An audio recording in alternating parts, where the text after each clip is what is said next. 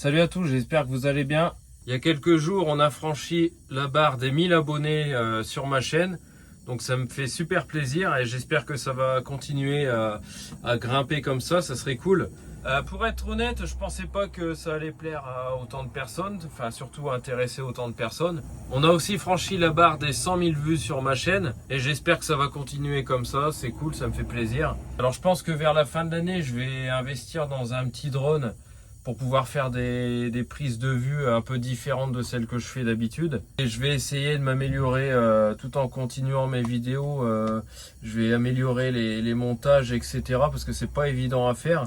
Mais je pense que tout ça, ça va se faire petit à petit. Donc je compte sur vous, si vous n'êtes pas encore abonné à ma chaîne, à le faire tout de suite. Et on est parti avec la nouvelle vidéo. Alors au cours des 2 dernières semaines, on a fait plusieurs chantiers. Donc le premier, c'était dans une usine en construction, elle était immense. Il y avait 36 mètres de hauteur sous plafond. Donc c'est vraiment un truc de malade. Quand on est à l'intérieur, on a l'impression d'être dans une cathédrale. Et nous, en fait, on devait monter des matériaux à l'extérieur de l'usine. En fait, ils avaient laissé une façade ouverte pour qu'on puisse envoyer directement les matériaux aux étages concernés. Donc ça, c'était pour le premier chantier. Ensuite, on est allé voir un nouveau tracteur. Donc c'est en projet de remplacement pour un de nos tracteurs. Et donc, on avait trouvé un Renault C520, mais il y avait quelques petites modifications à faire dessus. Donc pour l'instant, il n'y a rien de sûr. Il n'y a rien de sûr à son sujet. On est quand même allé le voir. D'ailleurs, je vous ai fait quelques petites images. Alors, je vous montre tout ça. L'extérieur. Et forcément, c'est beau quand c'est tout neuf. Alors, le C520, c'est un tracteur chantier. C'est pour ça que c'est la lettre C. Donc, il a des plus grosses roues avec des gros crampons. Et la sellette, elle est aussi beaucoup plus haute qu'un tracteur routier, donc un Renault T. Alors, c'est pour ça qu'il y a quelques petites modifs à faire, parce que notre porte-char, il est beaucoup trop haut, en fait, quand on l'attelle dessus. Donc on a fait quand même quelques essais aussi attelés à l'intérieur pour voir ce que ça donnait et voir les modifications qu'on doit apporter.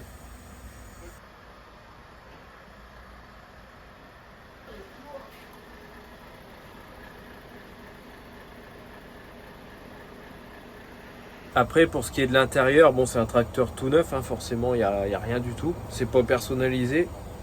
Donc il y a bien une grande couchette, ça c'est cool, parce que des fois on a pas mal d'heures d'attente.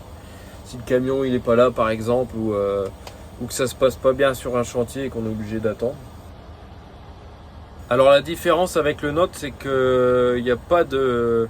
C'est pas une grande cabine en fait, le plafond il est quand même plus bas, et donc il n'y a pas tout ce qui est rangement et tout ça. Et dans nos tracteurs, on a une deuxième couchette un peu plus haute aussi. Bon là du coup on n'en aura qu'une, mais... On va s'en contenter largement, ça fera le boulot. Les sièges, tout ça, tout est neuf, franchement c'est nickel.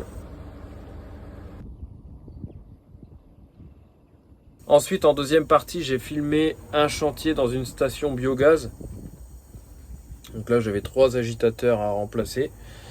Et je vous en ai filmé un. Et le deuxième, bon, j'aurais pu le filmer entièrement, mais avec la télécommande, c'était un peu compliqué. Il faudra que je vous fasse une vidéo sur le fonctionnement de la télécommande pour ceux qui ne connaissent pas, si ça vous intéresse. Pour vous expliquer tout ça en détail. Alors je vous laisse regarder ça et je reviens vers vous après. Alors là on est vendredi. Je suis sur la pose de 3 agitateurs dans un bassin, dans une station biogaz. Je suis avec la 70 tonnes. Là je suis en train de faire le premier agitateur. Donc j'ai retiré le vieux et je suis en train de mettre un neuf. Il y en a encore 2 autres à faire. Donc j'en aurai un qui sera juste ici là. Et j'en aurai un autre qui sera complètement derrière à 40 mètres de portée. 40 mètres, bon bah j'aurai le droit, comme je suis avec la 70 tonnes en full contrepoids, j'aurai le droit à 1 tonne 2 à 40 mètres de portée. Donc j'aurai 800 kg à 40 mètres. J'aurai peut-être un tout petit peu moins que 40 mètres parce que je me suis bien collé au mur quand même, pour gagner un maximum. En sachant que de l'autre côté du mur c'est à niveau, enfin c'est au même niveau que l'enrobé de l'autre côté. Je que si jamais ça avait été en dévers, j'aurais pas tenté le coup, je me serais pas approché de trop près. Mais là du coup c'est largement bon.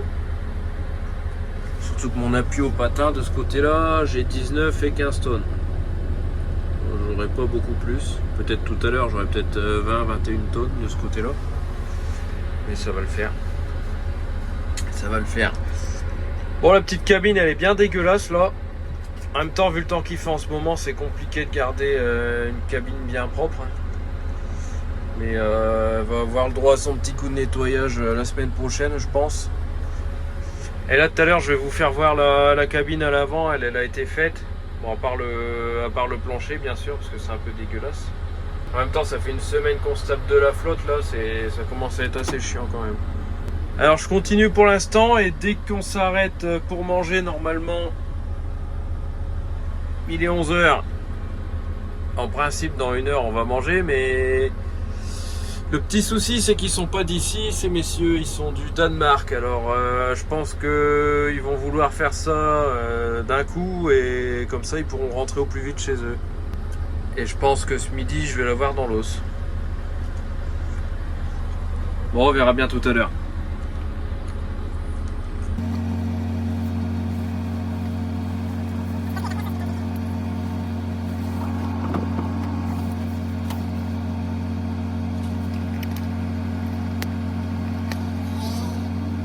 Alors comment on procède pour les agitateurs? Alors en premier, je leur installe une petite plateforme qui viennent fixer sur le côté de la cuve. Comme ça leur permet de pouvoir marcher à l'intérieur du bassin. Et bien sûr, ils sont attachés avec leur harnais. Ensuite, ils m'attachent l'agitateur que je dois sortir. Bien sûr, il faut qu'ils le débranchent. Et une fois que c'est prêt, j'ai plus qu'à le lever pour le sortir. Voilà, j'attends qu'ils aient fini, bien sûr.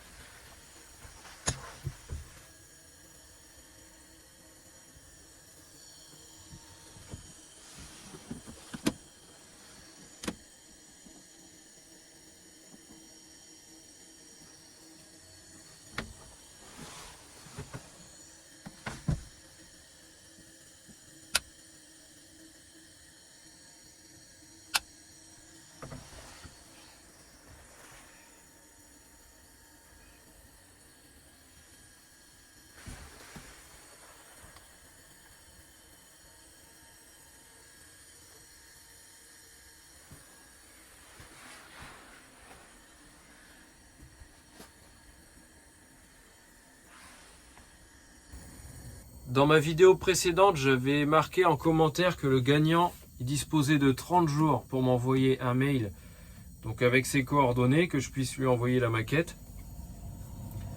Pour l'instant, ça fait 14 jours et j'ai toujours pas reçu de mail.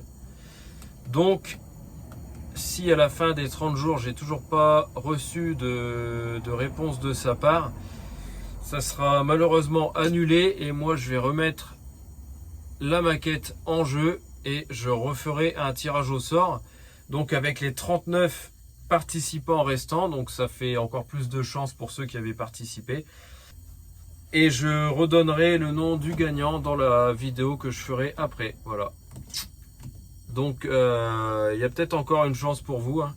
Et ensuite je pense que je vais essayer de garder un rythme de 2 semaines par vidéo. Ça peut être pas mal. Si jamais j'ai vraiment pas des chantiers intéressants, je repousserai un petit peu d'une semaine, je pense. Mais pour moi, c'est un délai qui me paraît correct avec tous les montages et tout ce que j'ai à filmer. Voilà. Donc sur ce, les gars, je vous dis à la prochaine et bon courage à tous.